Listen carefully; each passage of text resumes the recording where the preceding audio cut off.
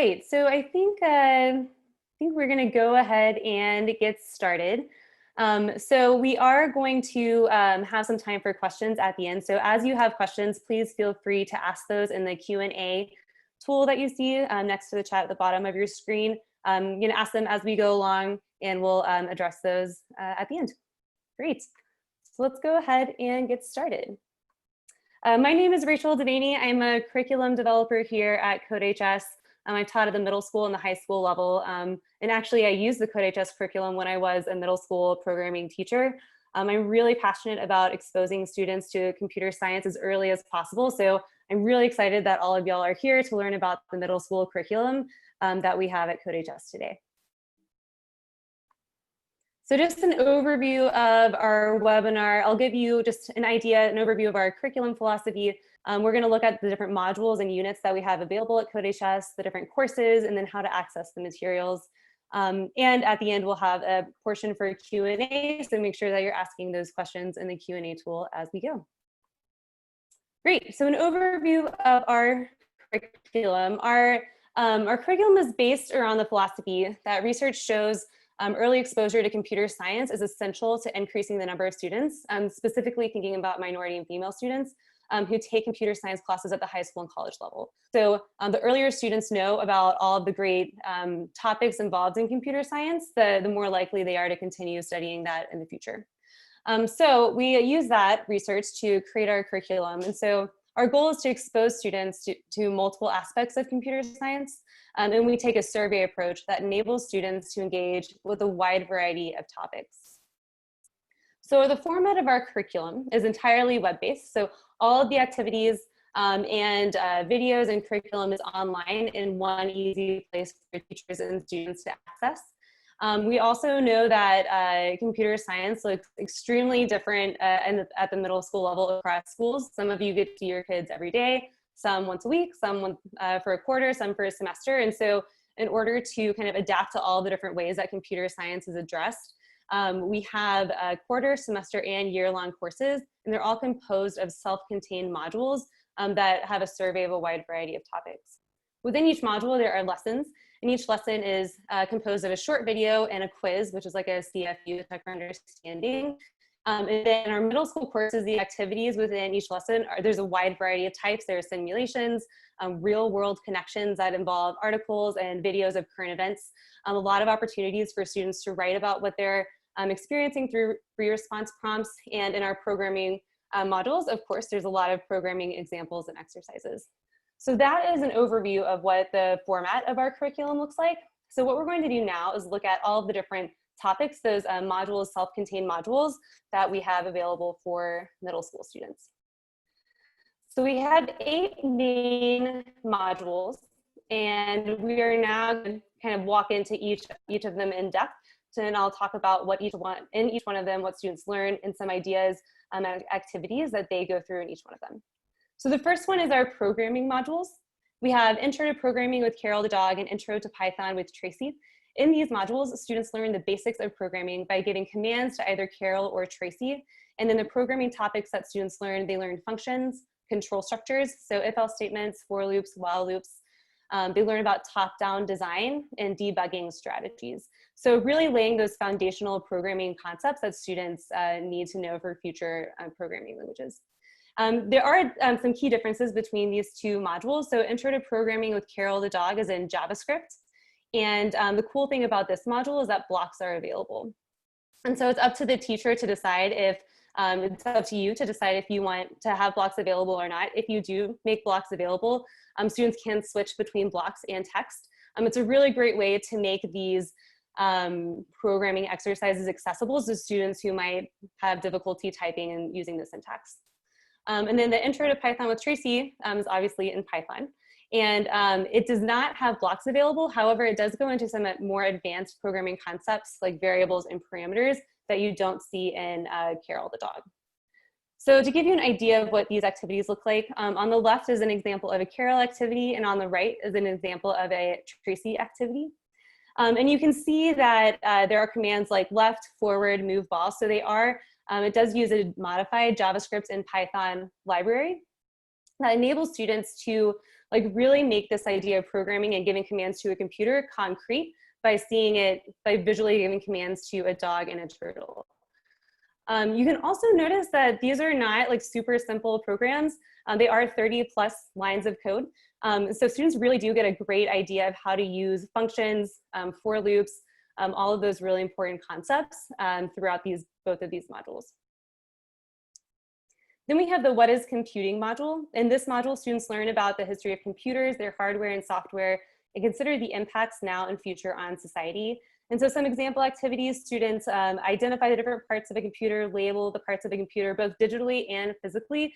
Something that we try and do, especially in our middle school curriculum, is make these abstract concepts as concrete as possible through some physical and digital activities. And then here's a free response activity that I think is really fun. Write an analogy to describe the 3 main parts of a computer. So really pushing students to creatively think about computer science and what a computer is. Then our web design module, students learn the basics of HTML, CSS, and the processes involved in viewing web pages on the internet. In this module, students create several simple web pages using the CodeHS online editor. So you can see that on the right. In this activity, this is like the project at the end where students create their own homepage. You can see the CodeHS editor is here. Students are writing all of this code from scratch. You can see the CSS styling and then the rest of the body and the rest of the web page there. Something to note with this module is that the HTML parts, so the beginning portion of this module, is available in blocks. However, once we add in the CSS layer on that styling, students do need to start using the text.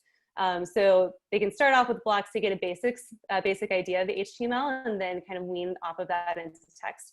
And another cool thing here is students can click this See HTML in New Window and their web page is there, which is really cool. Students can share this with friends and family members and be really proud of kind of the work that they've done.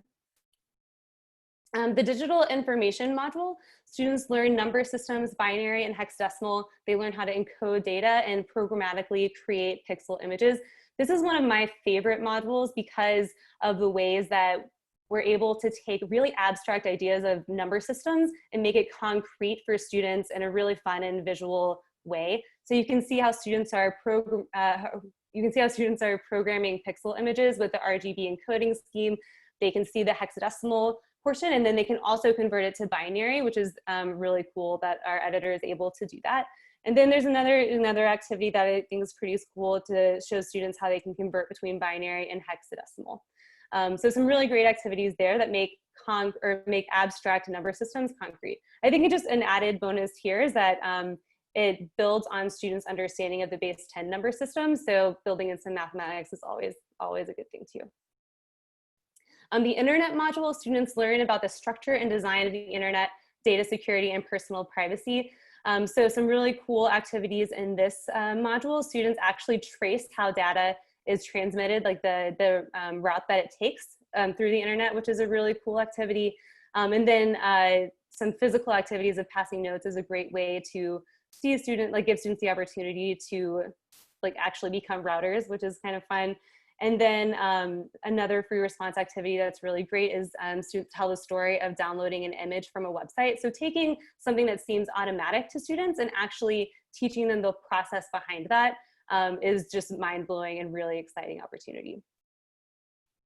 The next one is digital citizenship and cyber hygiene. In this module, students learn the basics of internet etiquette and how to behave safely, ethically, and legally on the internet. They consider the effects of their digital footprints, how to protect information from online risks, and the implications of cyberbullying. As we all know, our middle school students live on social media and on the internet now, so this module is super important, just helping them understand the impact of their actions on the internet and really dig into what their role and responsibilities are. So there's a lot of scenario-based activities in this module, as well as students learn about the importance of a strong password and some password games to help them start thinking through why it's important to have a strong password and what makes a strong password. The last module that we have for our middle school curriculum is the Intro to Cybersecurity. In this module, students learn about what cybersecurity is, what cybercrime is and the impact of cybercrime, and the importance of protecting their data. So just a really basic overview about what cybersecurity is and the impact of it. And here are 2 example activities where they learn about cybercrime and then a simulation of what an attack could potentially look like. So those are all of our modules. And as we said before, they're self-contained. So the cool thing about them is that they can be taught in any order, so that you can rearrange things based on what you know your students need and what you're interested in as well. And so for our courses, we basically taken these modules and combined them in ways that make sense, and also in ways that enable you to do a year-long course, semester course, a quarter course based on whatever your needs are at your school. So really quickly, we're going to talk about the different courses that kind of how they combine these different modules. So Computing Ideas is the year-long course that we have. It basically takes every single module, with the exception of Intro to Python with Tracy and Intro to Cybersecurity. However, these are both supplemental materials, so if you wanted to add them into your course, it's very easy to do so. And so this would be a year-long course for classes that are meeting every single day. You can also use our programming modules as standalone. These would be a quarter length, but you can use them just for Intro to Programming with Carol or Intro to Python with Tracy. World of Computing combines Intro to Programming with Carol and What is Computing to give students a foundational understanding of how computers work. Intro to the Internet combines web design, digital information, and the internet to give students a foundational understanding of how the internet works, as well as gives them the opportunity to create their own website. Creative Computing takes all of our programming modules, so Intro to Programming with Carol, Intro to Python with Tracy, and web design, to give students an overview of different programming languages. And then our last course is Intro to Cybersecurity, the Caesar flavor, and this combines digital citizenship and intro to security to give students a basic understanding of ethics, safety, and security. Now, there is one caveat. There's a course that I haven't talked about that I am going to talk about now, and this is our web design course. It's web design Matisse flavor. It is different than the rest of the courses because it is not a survey course. In this course, rather than being able to teach self-contained modules, this course each module builds upon the previous one, and specifically goes into a deep dive in web design. So it's a year-long course, and it basically takes the web design module and adds in multi-page websites and a designing user interface module that gets students to start thinking about design thinking. So on this activity, you can see that this is one of the activities that students do where they're creating a website for a career that they're interested in. And this is cool because they come back to this website throughout the course of the course. And so you can see that they have the multiple pages here. And then if you click see in HTML, you can see the website again, and you can see that students are creating multiple pages on their website. You can also see as this scrolls down that students learn about iframes and how to incorporate those into their websites as well. So really great things in web design as an option for a specialized course. So that's an overview of all of the great curriculum that we have to offer, all the surveys that all the topics that students can really dive into. And so you're probably wondering about how to access these materials. So the way that you can access these materials is you can go to the course catalog, codehs.com/course/catalog, and you can filter by middle school. And I'm going to take us there. And we are going to give you an idea of what this looks like. Cool, so we're at the course catalog. If you filter by middle school, you'll see all of the different courses that I've talked through. And so this is a great resource because there's a lot of different modules and you might forget which ones are in which courses. And this is a great resource for that. So you can always go, so maybe you're like, oh, I remember World of Computing. What was in World of Computing? So you can click View Units, and this will tell you the 2 modules that are in this course. This will also give you the opportunity, if you click on View Syllabus, it'll take you to the syllabus, and that gives you information around the length. So this would be a semester-long course, as well as some really great overviews of each module, what topics are in that module, about how long it will take, that type of thing.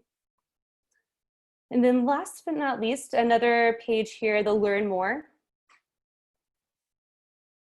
Here you can basically learn everything that I've talked about is all in one place too, so you can kind of go back and review in case you want to remember some of the things or learn more about a specific course.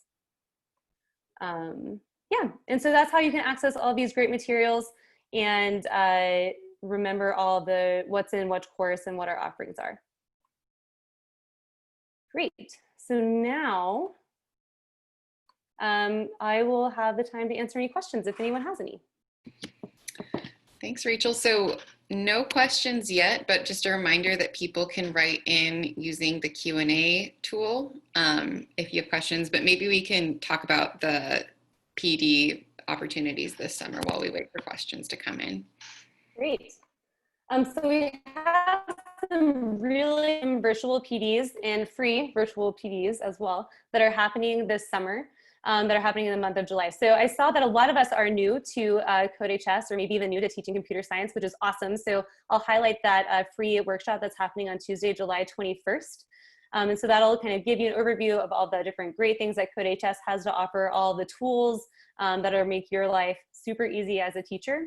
And then also on Tuesday, July 22nd, I'll be leading a workshop on the middle school curriculum. And so with that one, it'll be a really great opportunity to really look at some of the lessons and resources that we have available for our curriculum. I'll lead some sample lessons and kind of we'll talk about the pedagogy behind teaching middle school computer science and some of the lessons that we have there.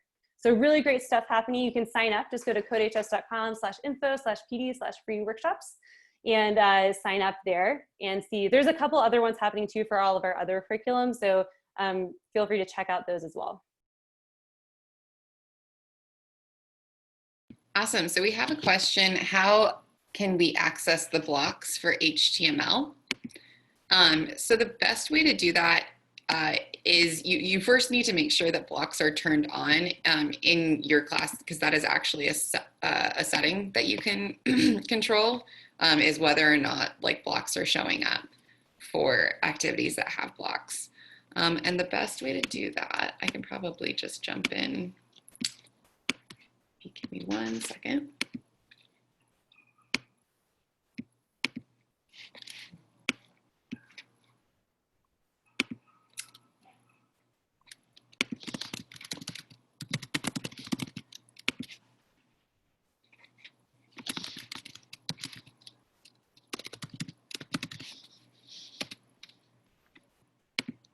Okay. Rachel, can I share my screen? Sure thing. So I'll stop sharing mine. Great. Okay, so I am pulling up my section of computing ideas.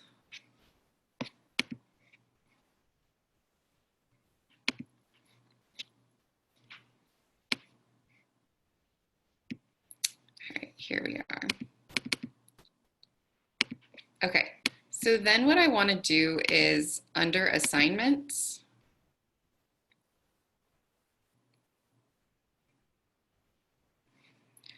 let's go to web design.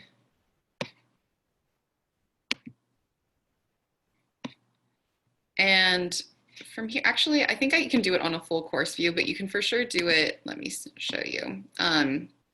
So here on the individual exercise, you can decide if you want to allow blocks or not allow blocks. And this would be changing the setting for just the section that I've created or all of the sections that I've created. And then I believe you can also do this on course settings, block text settings. And so you would want to make sure that you allow blocks. And then we can see, now that I've allowed blocks, I'm just going to go and I can actually view this as a student. Switch to student view. And now if I go to an HTML problem, it should have a blocks to text.